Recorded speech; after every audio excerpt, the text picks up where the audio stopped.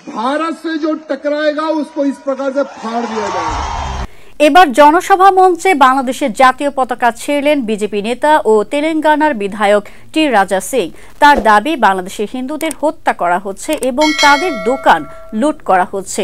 এ সময় ভারতের প্রধানমন্ত্রী নরেন্দ্র মোদীর উদ্দেশ্যে তিনি বলেন, 15 মিনিটের জন্য বাংলাদেশ সীমান্ত খুলে দিন, যাতে বাংলাদেশের সংখ্যালঘু হিন্দুদের উপর নির্যাতন চলছে তার বিরুদ্ধে লড়াই করে পরিস্থিতি ক্লিয়ার করতে পারে। এমনি ভয়ঙ্কর এক প্রতিবেদন প্রকাশ করেছে ভারতীয় সংবাদ মাধ্যম ইন্ডিয়ান এক্সপ্রেস। টি রাজা সিং এ সময় বাংলাদেশকে ইঙ্গিত করে বলেন, যারা ভারতের বিরুদ্ধে যাবে তারা একই পরিণতির শিকার হবে।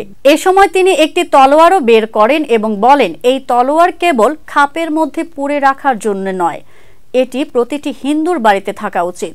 রোববার দক্ষিণ গোয়ার কুরচোরেমে বিশ্ব হিন্দু পরিষদ এবং বজরং দল আয়োজিত এক অনুষ্ঠানে বক্তৃতা দিতে গিয়ে এই আহ্বান জানান টি রাজা সিং।